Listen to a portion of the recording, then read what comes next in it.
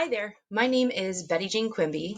I'm one of the many performers of the Cleveland Jazz Orchestra, and today I thought I would talk to everyone about how to become a better sight reader.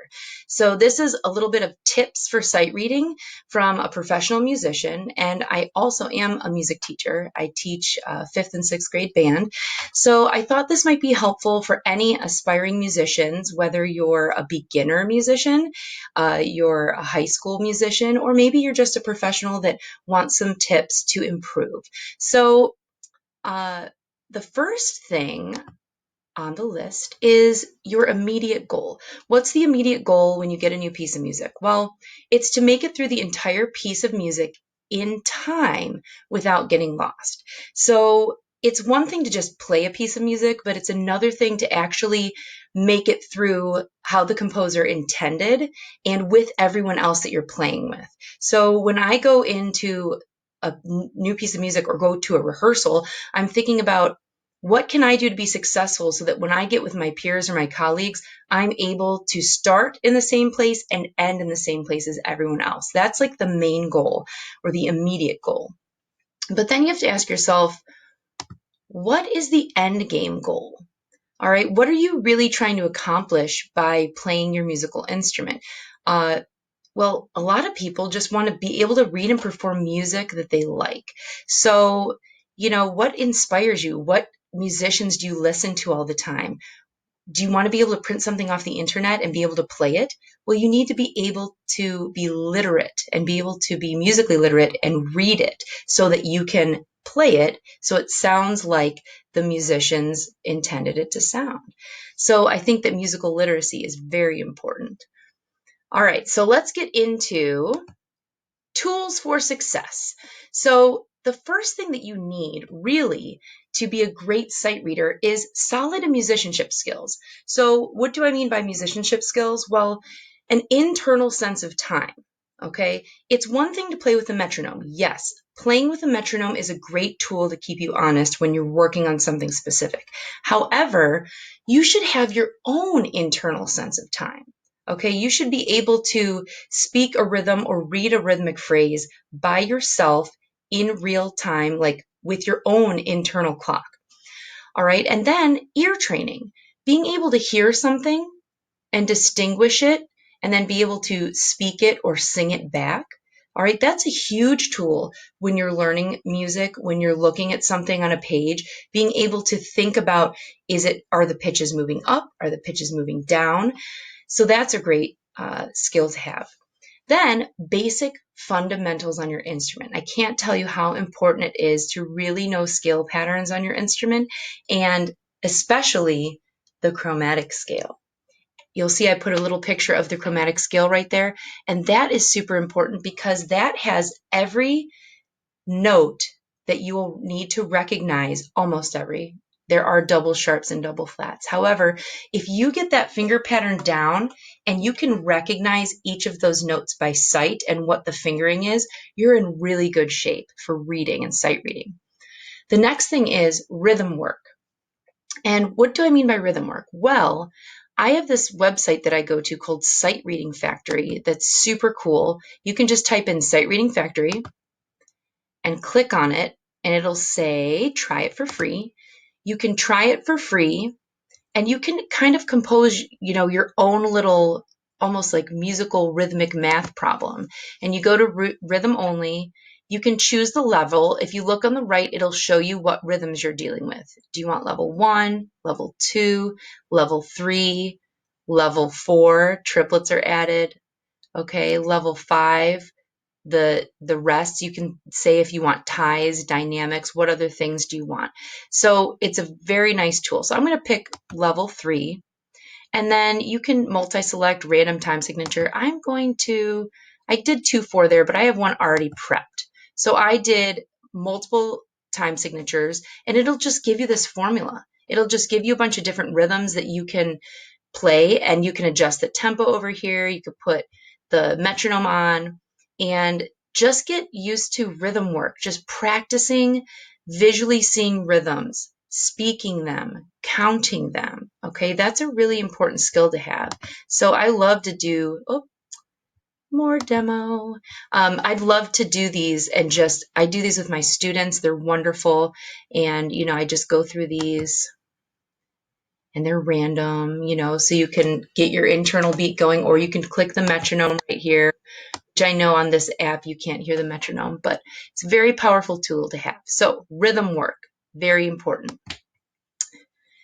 And both of those things will eventually lead to achieving rhythmic and technical fluency. So once you get all these skills, you gain all these skills, you're going to be very fluent. Just like language, when you were a little child, you learned one word at a time, and then you became verbally fluid or fluent, and you could speak in sentences. It's the same with music. You might learn a couple little rhythms, maybe quarter notes, eighth notes, and then you start to put them together, things become more complicated. That's kind of what you're going for to be a really great sight reader. You want to be rhythmic and technically fluid or fluent. All right. So those are the tools for success. Then the next step. So now I have a piece of music. Now what? What do we do with this piece of music? Well, number one, you're going to scan the music for any visible tricky spots. And I do have a piece of music that you know what? Let me see, where is it? Right here. Can you see it? All right. This is a piece by Howie Smith, who has been a long time but retired Cleveland Jazz Orchestra member. He wrote this, and I actually came across this in my graduate work back in 2012. And what I love about this piece for sight reading is that they're completely random pitch patterns. The rhythm isn't all that challenging. There's a lot of syncopation, but there's lots of different pitches. And so when you're looking at this, you're scanning it. My advice over here was scan the music for any visible tricky spots, unknown fingerings, unrecognizable rhythms, or time signature changes. Okay, so if you go back to that and you look at it, you're like, oh, well, for me as a clarinetist, bass clarinet, I see over here, I want to plan out my right and left fingerings. Now, some people don't like to do that, and that's fine, but that's the way that I do it. So you can see I wrote here R, L, I did that. And then maybe I see there's this weird little eighth rest here. There's like a rhythmic jump, or there's some syncopation. So, I might want to slash the rhythm, slash the beats. 1, 2, where's 3? There's 4. Okay. So I'm looking for anything that jumps out at me that I might make an error on when I'm sight reading this.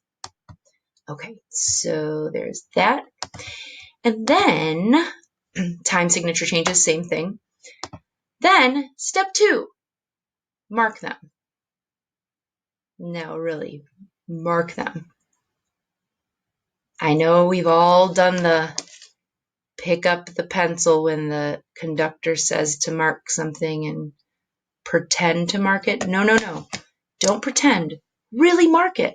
So just like I was showing you over here, it's only going to help you when you mark things, because it's going to help your memory when you get to that point. And remember, the goal is that we want to be able to get through with no stops, in this and end in the same place. So really, really mark your music. Super important.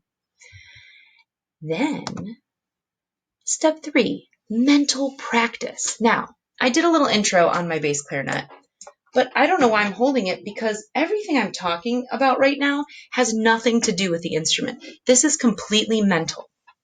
So there's a couple different approaches when you get your music in hand. You can either take the rhythm path, the pitch path, or both. So the rhythm path, that's where you're going to subdivide in your head, speak the basic rhythm pattern on nonsense syllables. So going back to this music, I'm looking at this for the first time. Now, it's been a while since I've seen this, because this was back in college.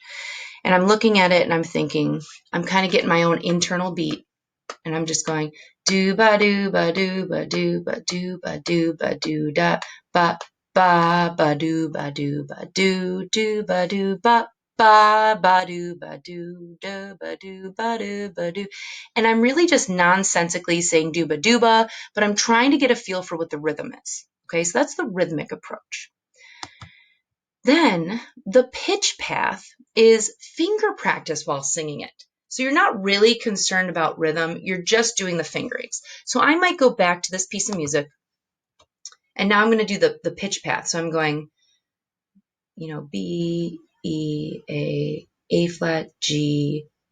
And remember, I don't have my instrument. I'm just kind of like doing it with my fingers, so I kind of understand the path of what's going on. Remember, I marked the right, left, and I'm doing that. Okay, so that's the pitch path. The other choice that you have is to do both simultaneously. And once you get more advanced and you're a better reader, you're better at rhythmic recognition, better at fingering recognition out of doing all these exercises, you can do both. And that's kind of what I do as a professional. I kind of skip to both. I'm going do ba do ba do ba do ba do. So anyways, that's just a little tip there. But why haven't we touched our instruments yet? Because this is all mental practice. We don't need our instruments. We need our brains and our musicianship skills. So that brings us to number 4. Locate a recording and just listen. No, really, just listen. Listen to it. Now, I will tell you, I was looking for a recording of this from my master's recital, and out of all of the pieces, I could not find this recording. So I didn't do my homework and reach out to Howie. I need this recording. So I'll call Howie and maybe I'll do this again. But really, you should get a feel for what it sounds like. And if you don't have someone, if you don't know the composer, if you aren't as blessed as I am to actually know Howie Smith and to be able to contact him and ask him for that information, then look on the internet, ask people, find someone who may have recorded this before. Then you're going to listen to it and follow along. Now, it's important with the just listen part that you're just listening, because you're just using your ears. You're not using your eyes. All right. You've already done some back work. You've looked at it. You've kind of figured out all that stuff. Now you're just going to take a listen to the recording. And just for listening's sake, just to hear it, because sometimes when you shut off your other senses, you're going to notice something completely different. So I think it's important to just listen first, and then you can listen and follow along with your music. So this is where you're going to, listen and follow along with your music. Maybe you'll finger practice at this point. Maybe you'll actually take your instrument or make mental note of difficult passages that weren't an issue in the first step. So now, if you do grab your instrument and you're listening to the recording, you're fingering along. Do ba do ba do ba do ba do ba do ba do ba ba ba ba do ba do ba da boo ba do da ba ba da ba dee da ba do ba do ba do ba. Now I'm going kind of fast because it says 196, and that that's pretty bright tempo. So you could listen to it at the performance speed, see where's going to be a problem. Like, I already know that this is an issue and I already marked it. So I'm kind of recognizing what I need to focus on when I do start playing my instrument. And I'll isolate those tricky spots and I'll write them on a Post-it. Oh my goodness, I love Post-its. You should all have Post-its in your music folder and just write things on them. I mean, sometimes you want to write something down about the music, but you don't want to mark all over the music because maybe it's like the music is your school's music, or maybe it's someone else's music. Get a Post-it, write notes on it, isolate the tricky spots, write the measures down. I look at this measure, I'm like, oh, measure 3. Measure 3. Yeah, I need to focus on that. And then I scroll down after that, made mental note. Ooh, and of course, there's not all numbered, but B. So 1, 2, 3, 4, 5, 6th measure of B. That looks nasty. 6th measure of B. So I'm just kind of taking notes so I know what to focus on. And then once I've done that, I have my little practice thing. I gotta move my face. And I kind of know where I'm going. I've done all the mental practice. I've got my musicianships going. Then, final thoughts. In conclusion, a right note at the wrong time is a wrong note. Now, that's Kirk Taylor, one of a colleague that I've known for many years, great band director, recently retired. He's, telling us or his students in the past that he adopted this little saying that you can go ahead and learn all the fingerings that you want. And looking at Howie's piece, it's very involved. It doesn't matter if you can play all the pitches unless you can play them at the right time. Okay, remember, going back to my first slide, the immediate goal is to start and finish, get through the whole piece of music and end with everyone. Because if you're playing in a band and you miscounted a measure or you're slowing down a rhythm because you don't have the technical facility yet, which is fine, don't lose track of the music. That's why it's so important to listen and scan the music and track it. So I really think it's important to just know that it's great to play the correct notes, but a right note at the wrong time is a wrong note. So just something to think about. And then another Howie quote, back in jazz band, now forget everything. And I think he would just say, and just play. But I'm going to say, just have fun. It's not supposed to be grueling work. It's supposed to be fun. There's a reason you chose to play an instrument. There's a reason that you're doing this. It's fun. So do the work, then apply the skills and have fun. And now I close to tell you to go ahead and keep having fun, keep learning and growing, and just have fun. Music's fun, isn't it? You listen to this stuff and you're like, I want to play that. Look it up on the internet. Play it. Have fun. Good talking with you guys. If you have any questions, I'm sure you can find me